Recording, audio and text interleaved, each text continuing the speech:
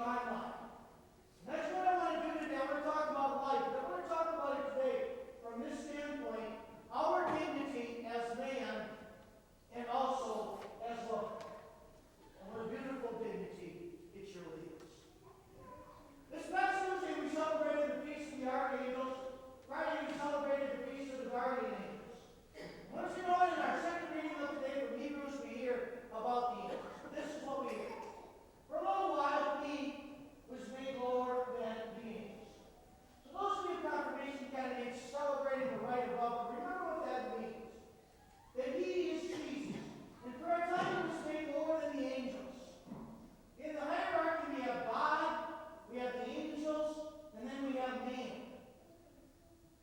Okay, so what does it say?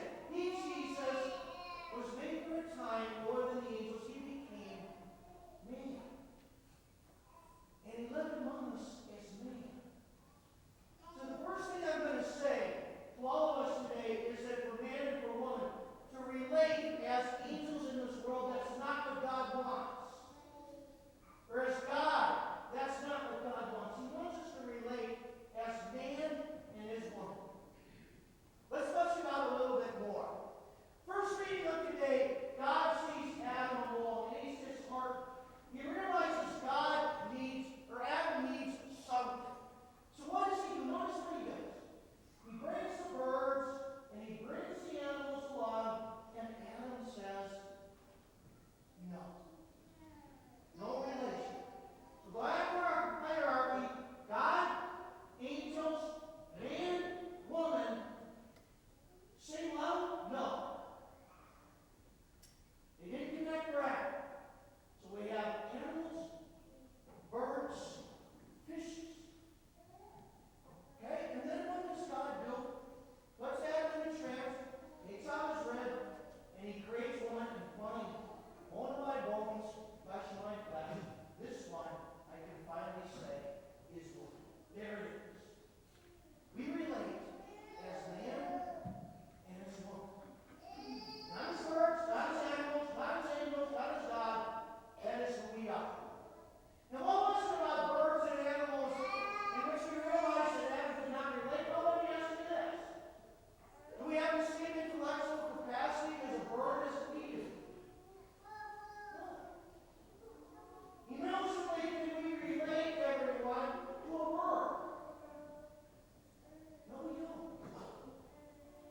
I wrote this in my bulletin column on September 13th. I want to read this to you today. Okay? It might help you with this distinction between man, woman, and animals. Well, animals do have souls. They are not the immortal souls of humans that allow us to think, to choose, and to love. That's what sets us apart from birds and animals. Birds and animals can't choose, they can't think, they can't love. That's why we can't relate to them. We can. Man, woman. Animals have souls in the sense that they are alive.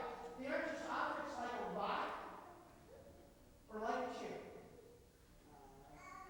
But their souls aren't the same as human souls. The human soul is something much higher and greater. And that makes it possible for humans to have a deep relationship with God and also with man and with woman.